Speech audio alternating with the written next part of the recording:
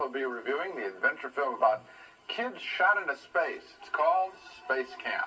But first we catch up with a film that its distributors tried to hide from critics. They just sneaked it out the night before. Yeah, that's the way they like to do with films. You know, this is a great film. We're talking about Cobra by Sylvester Stallone.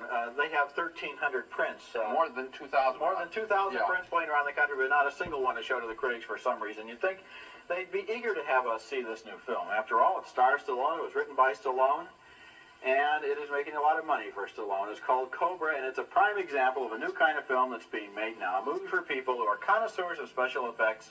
They love the technology, they like the blood, but they have very, very short attention spans. And this kind of movie, if anything lasts more than 9 seconds, you got to think back to remember how it began. Cobra is not really about anything at all, except for the central fact that there's a crackpot army of mad slashers on the loose, and by the end of the film, Sylvester Stallone will have murdered all of them. The movie has an absolute minimum of plot, dialogue, and characterization. This is the first movie I've seen where the most interesting thing about the hero is the fact that he chews on a matchstick. Here's a scene that sets up what passes for the plot. There's no question that it's the same weapon. 90% sure it's the identical weapons. That brings the count to 16, and still this bastard shows no distinct pattern. Well, maybe there's more than one killer. Hey, look, this is not your specialty, okay? This is pure investigative police work, not jumping through a window. I think what we need is to beef up the task force. What we need is some interagency cooperation. Every department wants to be the damn hero in this case. Captain, look, I don't want to be a hero. I just want to get involved, all right?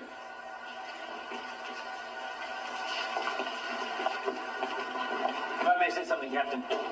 If we let Cobra use his tactics, we're asking for a lot of trouble. What are you saying? I'm saying that he works on the zombie squad and he should stay there. You tell me where I should stay now? Hey, it's nothing personal. We're just different kinds of cops, that's all. Cobra, like Monty says, you're on the zombie squad. You're a specialist that does a job nobody wants, all right? But we can't go shaking down people who have internal affairs jumping down our throats. Yeah, well, then we lost. Lost? What do you mean lost? Because as long as we have to play by these rules and the killer doesn't, we're going to lose. Yeah, that's the big Dirty Harry line. Here's a good question. If you were on a motorcycle chasing a guy in a truck who had a machine gun, would you keep on chasing him?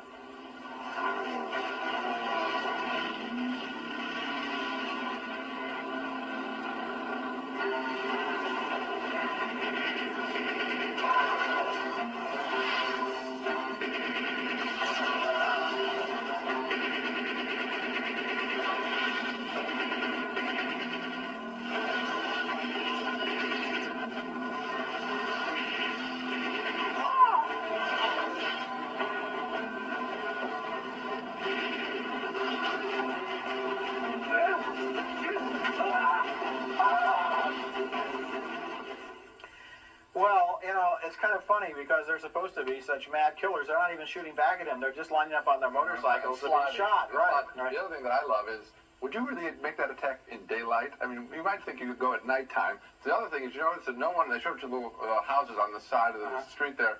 No one was looking out the windows or anything. No, nobody cares. It must happen. It must America's be a very violent society. People are shooting machine guns all the time on the street. You got a glimpse there of Bridget Nielsen behind the wheel. She plays the only witness to one of the killings, so Stallone is assigned to protect her, and he falls in love with her. But the funny thing is, this movie just can't spare the time for their romance. They look at each other, and instantly they fall in love, but there's not one shred of human interest in this entire relationship. No time for it. I know nothing about her. Having seen the movie, nothing about her as a person. Stallone says he wanted to keep Cobra less than 90 minutes long so the movie could play one extra time every day in every theater. That way it can set a box office record. Well, in that he has succeeded. That's about the only thing in the movie that works. I say there's one other thing that works, and that is the Dirty Harry theme. People, 16 years now, or 15 years, whatever it is, after Dirty Harry, are still frustrated by the criminal seeming to have more rights than the victims. Yeah. And when Stallone hits those key lines, I felt the audience respond, and I respond too. Other than that, though, other than being simply a second-rate, third-rate Dirty Harry, there's nothing to the story. The movie is just a machine that involves action and involves violence. The thing that concerns me a little bit about this film is, well, maybe it's not concern. Maybe this is just a trade observation. This is his third series hero. Because obviously there are going to be a lot more Cobra movies, Cobra 2 and Cobra 3, in which he kills other gangs. Then he's got Rocky, then he's got Rambo. This is, from a financial point of view, a Hollywood phenomenon. Sylvester Stallone is the only person in history, first of all, to have 2 series heroes at the same time. Now he's got 3 going. This guy is going to have so much money that he could afford to make a good movie if he wanted to. I presume there's someone else in it, you might suggest. The thing that bothered me is that with that Dirty Harry thing, he could have done something else. He didn't have to have a group of vigilantes that we learn nothing about. You see men in suits swinging knives. You know what it looked like to me? An exercise tape done by Bruce Lee for businessmen to reduce we know nothing about So the villain ultimately is unexplored. Now, how do you do that in a cop picture? That was a bad, bad mistake. Coming up next at the movies, a bunch of children are launched into space. By mistake. The next 20 minutes are going to be the most exciting of your life. 20 minutes? I wish 20 days. A teenage adventure about a bunch of kids who go to a high-tech summer camp run by the National Aeronautics and Space Administration, NASA. But through a malfunction of sorts, a group of these space campers are launched into space along with their counselor, Kate Capshaw. Here's her opening lecture to the kids before they fly to the moon. 4 years ago, SpaceCamp was created not only to provide you with hands-on access to space hardware, but also to teach you how to work together as a team. Hi, I'm Andy Bergstrom. I'm an astronaut, first female pilot. Yeah, how did you know that? I've read all about you in the Young Astronauts program. I mean, listen, you were the backup pilot for the first Discovery flight. The Coast got it instead? Yeah, I remember. What are you doing here? That's a good question. Hello. And what is your name? Rudy Tyler, ma'am. Spit it out, Rudy. Rudy Tyler, ma'am! Big laugh, huh? Part of the program, the kids visit a real rocket capsule, but this one is launched into space, and sad to say, it does make us think of the deadly Challenger launch. We have missiles! Over 18 steps on my mark! 3, 2, 1! Do you know where it is? Think so!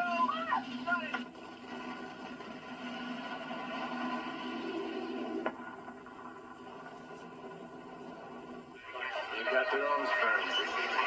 They're still climbing. Come on.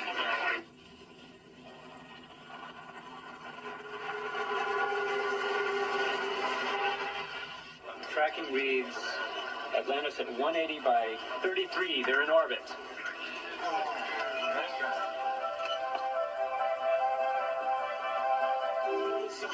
Not too magical for my taste. Once in space, the kids have a problem when they run out of oxygen and have to go to a space station to get some. Again, we think of the Challenger tragedy. We are going to make this suit as small as Max so he can fit through this. All right,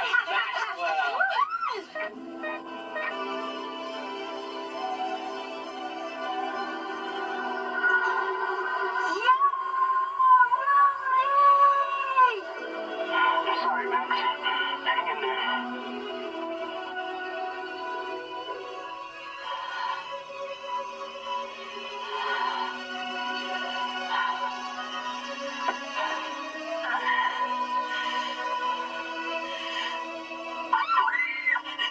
It's me!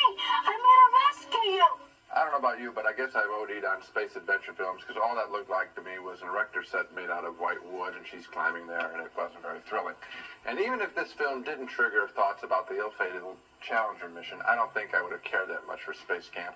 Of course, there's nothing wrong with the idea of kids going into space. I mean, what kid wouldn't want to try it? But this movie takes such a long and boring time getting around to the takeoff that the launch itself, the big point in the movie, becomes anticlimactic. And then, of course, sets off those unfortunate other signals. The film has no distinctive personalities, and Kate Capshaw serves merely as sort of a game show hostess taking these kids for a ride.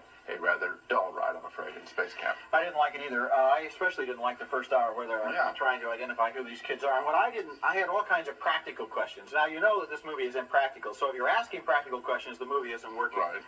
Two of these kids go off and make out at night and violate the curfew. The rest of the kids, when they get on board the capsule in the rehearsal scene, completely screw up and they mess and they just goof off and they don't take anything seriously. So why were these kids chosen to be the ones who got to go onto the real space capsule? And also, how likely is it that while they were testing the engines of a true space shuttle, they would let kids sit in the pilot seat to have fun. Of course, Not too likely. Not too likely. And I want to make one more complaint. A year ago, I wrote an article about all the summer movies that we were having, and there were no black teenage girls in any of those movies. The one minority that is excluded. You'd have black boys, but no black girls. Again, in this movie, in this mix, I looked at all the kids in the lineup.